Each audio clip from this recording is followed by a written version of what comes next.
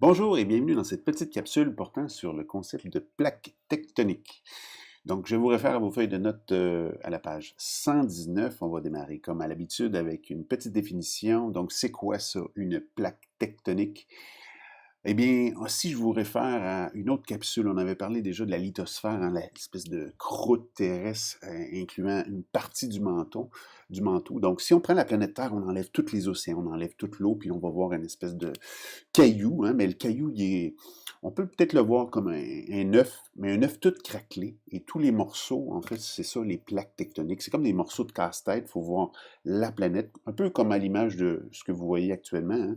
Donc, chacune des petites limites bleutées là, dans l'image à l'écran, là, c'est ça les limites de chacune des pièces de casse-tête, hein.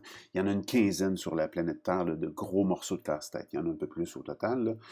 Donc, si je déroule cette fameuse planète, vous voyez maintenant, là, dans le fond, euh, en rouge, les limites des grandes pièces de casse-tête. Donc, il faut vraiment enlever la portion océan, ou en fait enlever l'eau qui s'est déposée sur chacune de ces plaques-là, là, et on peut baptiser, là, on a baptisé chacune des pièces du casse-tête ou pièces de puzzle avec des noms assez faciles à retenir, hein. On est, nous, sur la plaque tectonique qui s'appelle la plaque nord-américaine. Donc, si j'enlève l'eau, vous avez la portion là, en gris puis en gris foncé. Là, c'est autant la portion qu'on avait appelée la croûte continentale que la croûte océanique.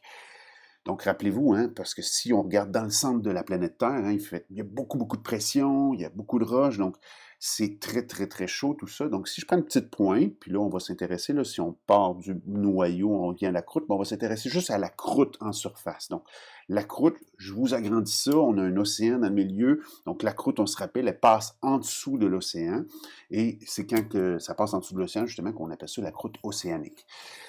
Donc, sur l'échelle de la planète ou l'échelle de la carte que je venais de vous montrer, là, si on coupe finalement de l'Amérique du Nord aller jusqu'en Europe, on a une ligne de fracture en plein milieu. Donc, cette ligne de fracture-là, c'est la limite entre deux plaques, la plaque eurasiatique et la plaque nord-américaine. On peut la symboliser dans le schéma juste à ma gauche, là. Vous l'avez, ça passe au fond de l'océan dans ce cas-ci. Donc, la plaque nord-américaine, c'est le morceau, en fait, tout ce qui est apparu en gris pâle là, à l'écran en ce moment. Donc, la portion en dessous de l'océan, la croûte océanique, ça fait partie de la plaque. C'est un morceau, tout ça, là. C'est un morceau de casse-tête. Les limites des morceaux de casse-tête, là, vous avez notre plaque, celle sur laquelle on habite, c'est limité en bleu. Sinon, les autres, j'avais mis les limites en rouge à l'écran. Donc, ces limites-là, on ne les invente pas, hein. Je vous réfère, ceux qui sont jamais allés faire un tour sur Google Earth, allez-y encore, hein, vous tapez ça sur le web et vous pouvez aller voir, dans le fond, les fonds des océans sur Google Earth. On voit à l'écran en ce moment très bien la limite, justement, dont je vous parlais, là, la limite entre la plaque nord-américaine et la plaque eurasiatique. On voit l'espèce de faille, l'espèce de craque au milieu des océans. Donc, vous pouvez vous promener, vous allez voir ça. Et ça confirme de plus en plus cette théorie de la tectonique des plaques.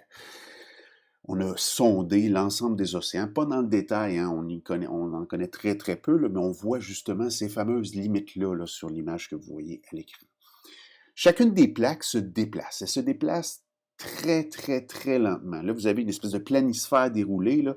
Chacune des plaques qui se déplace vite dans l'image, mais c'est vraiment pour un peu s'illustrer qu'est-ce qui s'est passé au cours des derniers millions d'années, là, des derniers millions d'années. Donc, chacune des plaques, là, on est parti, les premières personnes qui ont eu ces idées-là, hein, ont vu que, par exemple, là, on peut voir que l'Amérique du Sud hein, s'emboîte tout particulièrement bien avec l'Afrique, et on a vraiment même confirmé des origines d'espèces végétales et animales, même minérales, entre ces deux continents, qui viennent encore une fois appuyer cette théorie-là. Donc, le déplacement de ces plaques-là là, se fait très, très, très lentement. On parle d'une dizaine de centimètres par année. Donc, c'est à peu près la vitesse à laquelle poussent vos ongles.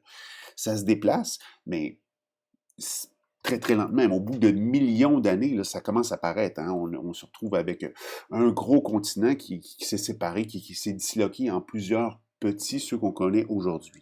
Vous avez dans vos notes l'espèce d'image qui montre, dans le fond, le supercontinent, là, 220 millions d'années, hein, qui s'est tranquillement pas vite, jusqu'à de nos jours, disloqué en 7-8 continents, dépendamment de comment on compte. Là. Donc, ce déplacement-là, c'est ce qu'on appelle la dérive des continents. C'est assez simple, hein? Ça se passe très, très, très lentement. À un moment donné, ça finit par paraître.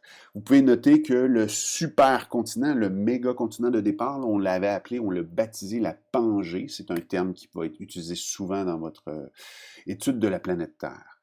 Donc, je répète, ces plaques se déplacent doucement, suivant différents mouvements qu'on pourrait dire, là, collision, frottement, éloignement. Là, vous les voyez un peu à l'écran, comme des pièces de casse-tête là, qui se collisionnent ou qui s'éloignent l'une de l'autre, là, tout dépendamment de où est-ce qu'ils sont. Pourquoi ça bouge tout ça? Là? Ben, je vous réfère qu'au centre de la Terre, hein, vous vous rappelez, là, c'est très, très, très chaud. Il y a beaucoup, beaucoup de pression. Et cette roche-là en fusion, ben, produit des phénomènes de convection, hein. Vous avez une espèce d'exagération en animation en ce moment, là. Donc, la roche se déplace et comme un peu, on pourrait s'imaginer là, de l'eau qui bouillonne sur votre poêle, hein, ça bouillonne lentement, mais ça bouillonne quand même. Donc, si vous essayez de déposer des morceaux de casse-tête par-dessus ça, là, ça va se mettre à trembler et à bouger de tous les côtés. Bien, c'est exactement ça. À chaque fois que ça bouge, tout ça, là, ça fait ce qu'on appelle des tremblements de terre. Donc, les morceaux de casse-tête, l'espèce d'œuf craquelé ou la coquille d'œuf craquelé qui fait le tour de la Terre, bien, tout ça se disloque un petit peu avec le temps. Et on remarque, dans le fond, à des endroits où est-ce que les plaques se sont rencontrées, se sont déformées, hein, on a des belles traces un peu partout dans notre paysage, dans les différents reliefs. Vous en avez une à l'écran actuellement. Je vais passer en revue les 2, 3, 4 déplacements principaux de ces plaques-là. Hein. Le premier qu'on va appeler, là, vous voyez, deux plaques qui se rencontrent l'une contre l'autre. On n'invente pas des termes trop complexes. On va parler de collision. Donc, lorsque deux plaques se collisionnent, vous avez le phénomène, un des phénomènes les plus intéressants, là, c'est la formation des montagnes. Hein. Quand il y a deux plaques qui se rencontrent, là, ça se met à prendre de l'altitude et vous avez une image, là, dans le fond, dans l'Himalaya, donc l'endroit où est-ce qu'on trouve les plus hautes montagnes au monde. C'est dû à un phénomène de collision. Là. Donc, on est à l'endroit où est-ce que la plaque indo-australienne rencontre la plaque eurasiatique et c'est encore le cas en ce moment. Là, les deux se collisionnent l'une contre l'autre et, entre autres, le mont Everest, hein, il prend de l'altitude à chaque année dû à ce phénomène-là de rencontre de deux plaques tectoniques.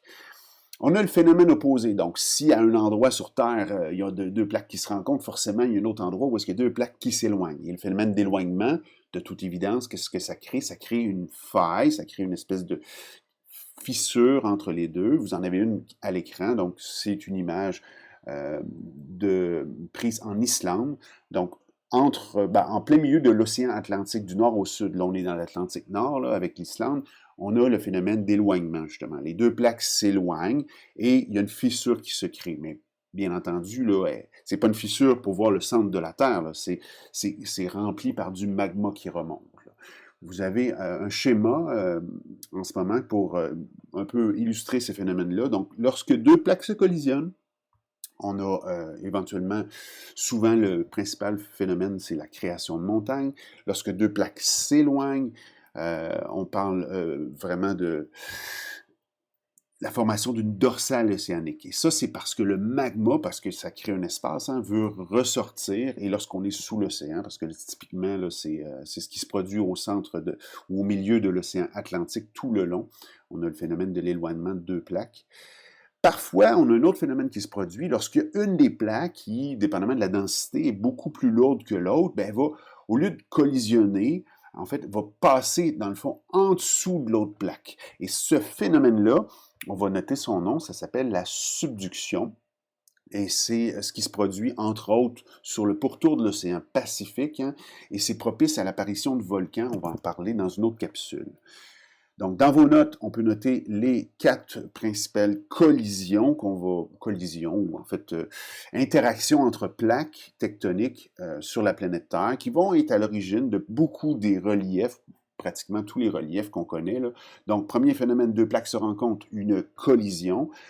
Deuxième, s'ils se rencontrent, puis il y en a une qui est plus lourde que l'autre et qui finit par passer en dessous de l'autre, on appelle ça une subduction, vous pouvez en prendre note. On a aussi le phénomène d'éloignement. Donc, si on a, par exemple, deux plaques qui s'en vont en direction opposée, on va appeler ça l'éloignement. Et c'est typiquement ce qui se produit, j'avais dit, en plein centre de l'océan Atlantique. Vous le voyez au-dessus de moi là, en ce moment. Vous pouvez noter que c'est un terme qui vient souvent. On a l'apparition d'une dorsale océanique. Donc, ça ressemble un peu à un dos bosselé dans le milieu de l'océan. Allez faire votre tour sur Google Earth, vous allez voir. Et finalement, le dernier phénomène, là, si on a deux plaques qui se déplacent de manière parallèle l'une par rapport à l'autre, on va appeler ça un frottement ou un cisaillement. On avait vu un terme semblable lorsqu'on avait parlé d'ingénierie. C'est ce qui conclut la petite capsule portant sur le concept de plaque tectonique.